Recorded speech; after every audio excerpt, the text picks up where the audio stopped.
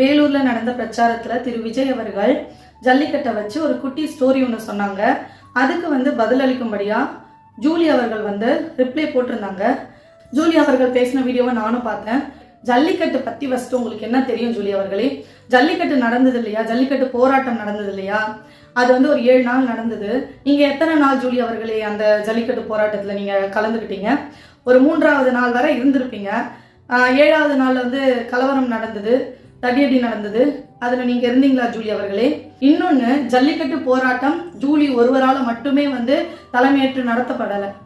ஜல்லிக்கட்டு போராட்டம் தமிழகத்தில் இருக்கிற அனைத்து மக்களும் அதுல பங்கேற்றாங்க.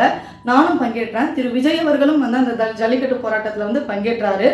அது தவிர அநேக நடிகர்கள், அரசியல் கட்சிகள், ஏகப்பட்டோர் பங்கேற்றாங்க. ஜூலி அவர்களே, நீங்க மட்டும்தான் ஜல்லிக்கட்டுக்காக போராடி நீங்க அந்த பீட்டாவே ஒழிச்ச மாதிரி பேசிட்டு இருக்கீங்க.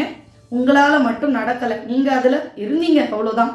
ஜல்லிக்கட்டு போராட்டத்துல ஒரு 2 நாள் நின்றுட்டு ஃபேம் ஆகிறதுக்காக ஒரு சில தலைவர்களை பத்தி அவதூறா பேசிட்டு நீங்க ஃபேம் ஆயிட்டீங்க. இப்போ ஜல்லிக்கட்டையே நீங்க தான் தூக்கி பிடிச்ச மாதிரி பேசிட்டு இருக்கீங்க. விஜய் அவர்கள் என்ன சொன்னாங்கன்னு முதல்ல போய் அந்த வீடியோவை தெளிவா பார்த்துட்டு அதுக்கப்புறம் வீடியோ போடுங்க ஜூலி. இப்போ விஜய் அவர்கள் பேசினாருல்ல, அது ஓமையா தான் பேசினாரு. ஜல்லிக்கட்டு அப்படின்றத எப்படி பேசினாருனாக்கா ஒரு ஓமையா தான் அவர் சொன்னாரு. என்ன சொன்னாரு அப்படின்னு பாத்தீங்கன்னாக்கா, நீங்க போயிட்டு ஜல்லிக்கட்டு காலத்துக்கு போங்க, அங்க காலை இருக்கும், அதெல்லாம் போய் அடக்காதீங்க, புல்லுக்கட்டை கொடுங்க, காலை அடங்கிடும் அப்படின்னு அவர் சொல்லல ஜூலி, அப்படின்னு நீங்க தான் சொல்லிட்டு இருக்கிறீங்க.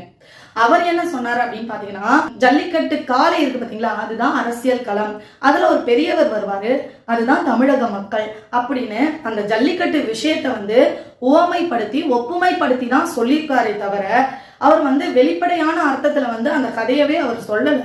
அப்போ உங்களுக்கு தமிழே முதல்ல தெரியல, தமிழ் ஓமை தெரியல, ஒப்புமை தெரியல, ஒண்ணுமே தெரியல. விஜய் அவர்கள் தமிழ்ல பேசுறதே உங்களுக்கு புரியல. அப்புறம் எதுக்கு ஜூலி நீங்க வீடியோ போடுறீங்க? ஆனா தமிழக மக்கள் அப்படி கிடையாது ஜூலி. எங்களுக்கு தமிழ் தெரியும், எங்களுக்கு ஓமை தெரியும், எங்களுக்கு ஒப்புமை தெரியும். அவர் எந்த எண்ணத்துல சொல்றாரோ அந்த எண்ணத்தை தெளிவா எங்களால புரிஞ்சுக்க முடியும். உங்களை மாதிரி ஆளுங்க தான் என்ன பண்ணுவாங்க, விஜய் அவர்கள் பேசின வீடியோவை ஃபுல்லா கூட பார்க்காம தற்குறி மாதிரி கேட்டுக்கிட்டு காதலியே வாங்காம போய் ஜல்லிக்கட்டு காலைக்கு புல்லுக்கட்டு கொடுப்பாங்க. சரிங்களா? நான் விஜய் அண்ணா அப்படின்னு சொல்லாதீங்க.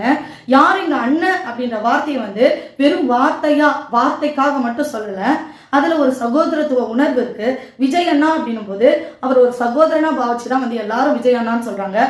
நீங்க மதிப்பின் நிமித்தமா, மரியாதை நிமித்தமா சொல்லணும்னு நினைச்சீங்கன்னா விஜய் அவர்கள் அப்படின்னு சொல்லுங்க. அண்ணான்ற வார்த்தையை நீங்க பயன்படுத்தாதீங்க. அந்த தகுதியை நீங்க இழந்துட்டீங்க. சரிங்களா? ஜூலிக்கும் பிக் பாஸுக்கும் தான் சம்பந்தம் ஜூலி. ஜூலிக்கும் அரசியலுக்கும் சம்பந்தம் கிடையாது. அரசியலுக்கு வரணும்னா அதுக்குன்னு ஒரு சில தகுதிகள்லாம் இருக்கு. அதனால நீங்க அரசியலை பத்தி தயவு செய்து பேசாதீங்க.